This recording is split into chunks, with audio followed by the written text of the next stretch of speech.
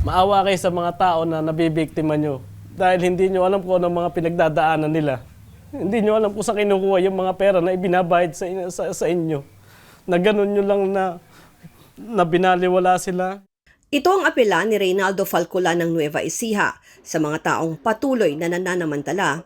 Sa mga tulad niyang ang hagad lang naman ay mabuting buhay para sa kanyang pamilya. Kwento niya, nakita niya sa Facebook ang isang nakakaingganyong alok ng trabaho sa Poland. Mahigit 200,000 pesos ang ipinangutang niya at ibinigay sa ahensya para maproseso agad ang kanyang mga papeles. Yun pala, peke ang mga dokumentong ibinigay ng ahensya, kung kaya't di nakaalis si Reynaldo.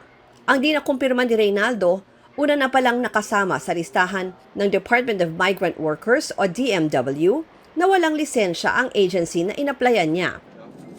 Pagtitiyak ng DMW, tuloy-tuloy ang kampanya laban sa mga illegal recruiter.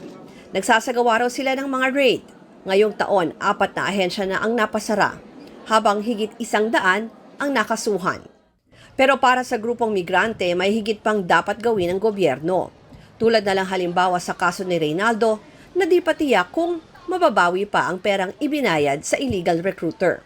Pagka ikaw ay nabiktima, yung ease of access doon sa justice system natin, paano nila makukuha yung tamang remedy? Kailangan talagang aralin ng gobyerno natin paano systematically masasawata itong mga illegal recruiters at very systematic at very underground yung kanilang operation. Una yung itinalagang action fund sa batas. It's a 1.2 billion fund for 2023. It will be increased to up to at least 1.7 billion in 2024. Ito yung binabanggit ni Arman kanina na legal assistance. Yung convictions on the illegal recruitment side, kailangan tumaas. On average, nakaka-8 hanggang 10 tayong convictions per year. That has to be increased also in partnership with the DOJ and the Bureau of Immigration. Hiling din ng maraming OFW, mas mapahalagahan pa sila. Lalo't di maikakaila ang kanilang ambag sa ating ekonomiya.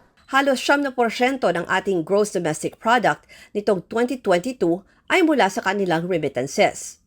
Si Saiza Cruz Bacani ay dating domestic helper, kasama ng kanyang ina sa Hong Kong. Ngayon, award-winning photographer na siya at nakapagsulat ng isang libro. Inihalin tulad niya sa hangin ang pagtrato sa mga OFW.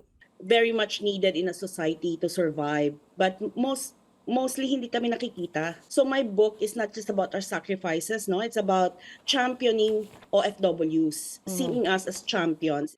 Ang tagumpay ng mga OFW di lang para sa kanilang sarili at pamilya, kundi para sa buong bayan.